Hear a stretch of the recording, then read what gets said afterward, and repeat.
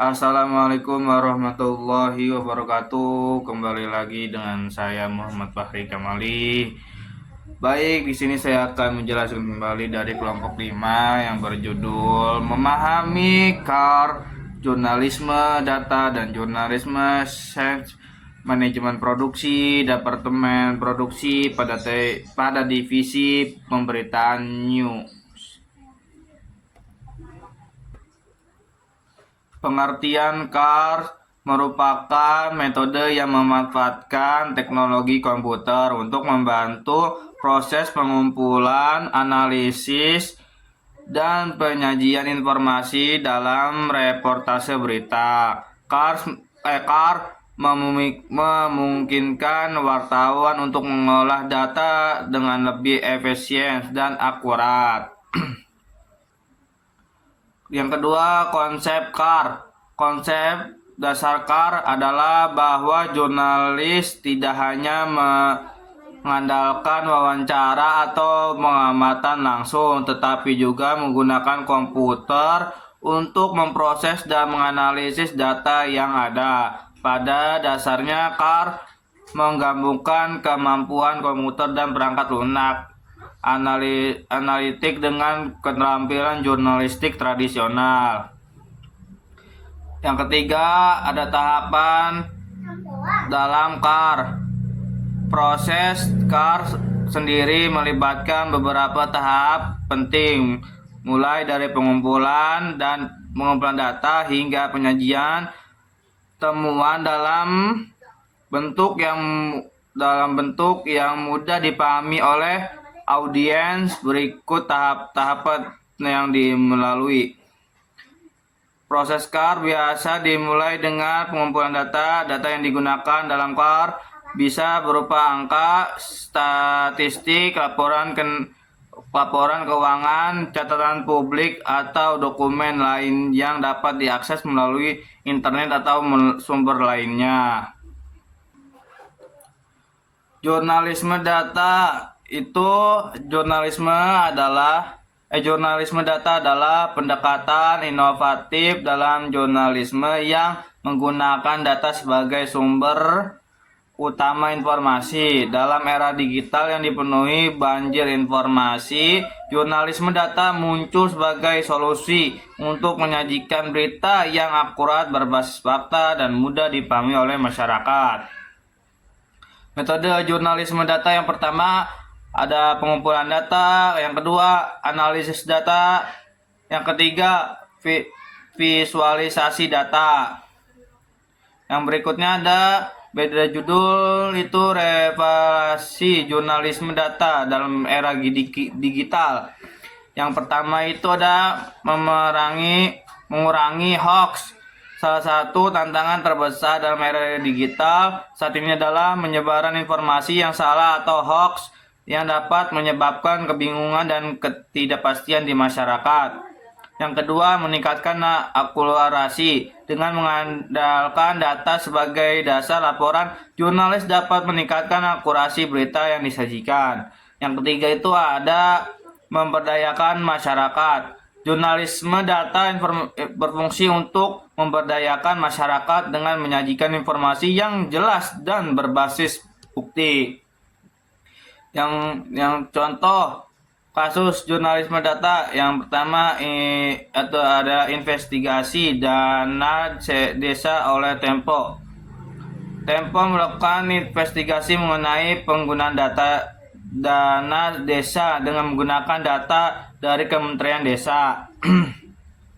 Pembangunan daerah tertinggal dan transmigrasi. Mereka menemukan berbagai penyimpan dan ketidaksesuaian dalam penggunaan data tersebut.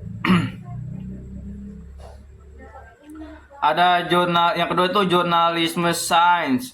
Jurnalisme sains adalah cabang jurnalisme yang khusus berfokus pada penyampaian informasi ilmiah kepada masyarakat luas. Dalam era digital yang berkembang dengan cepat, jurnalisme sains memainkan peran yang sangat penting dalam menyederhanakan konsep-konsep ilmiah dan meningkatkan literasi sains di kalangan publik. Selain itu, jurnalisme sains berfungsi sebagai garda terdepan dalam mengatasi informasi dan hoax yang seringkali beredar di media sosial dan platform digital lainnya. Metode jurnalisme sains yang pertama itu ada literatur ilmiah.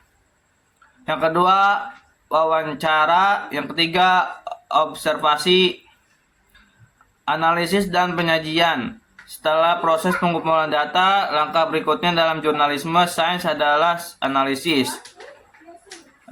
Terus ada relevansi jurnalisme sains di era digital. Yang pertama, memerangi disinformasi. Di tengah masyarakat, berita palsu dan informasi yang beredar di berbagai platform. Jurnalisme sains memegang peranan yang sangat penting dan menyediakan informasi yang akurat dan berbasis bukti. Yang kedua, meningkatkan kesadaran publik. Jurnalisme sains memainkan peran krusial dalam meningkatkan kesadaran publik tentang isu-isu penting seperti perubahan iklim, kesehatan masyarakat, dan perkembangan teknologi baru. Yang ketiga ada prospek karir. Peluang karir di bidang jurnalisme sains cukup menjanjikan, terutama di negara-negara maju seperti Australia dan Singapura, di mana terdapat perhatian yang tinggi terhadap isu-isu ilmiah dan teknologi.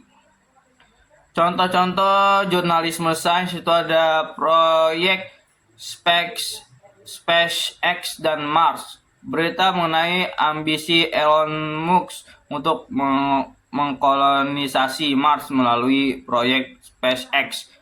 Jurnalis sains meliput pengembangan proyek roket Falcon dan Starship. Yang bagian C, manajemen produksi. Yang pertama, pengertian manajemen produksi.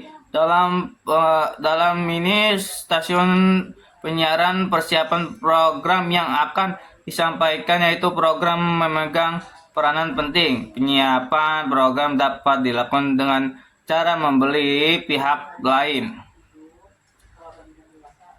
Sejarah manajemen. Yang kedua itu sejarah manajemen. Produksi keberatan ilmu mengetahui secara bertahap dan konsisten telah memberikan pengaruh besar terhadap kemajuan di bidang industri, khususnya di bidang manajemen produksi. Yang bagian ketiga tuh ruang lingkup manajemen produksi.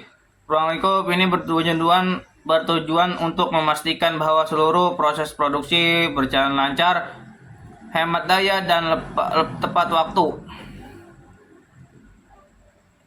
Ya, sekian dari saya. Terima kasih. Kembalikan ke teman saya. Assalamualaikum warahmatullahi wabarakatuh.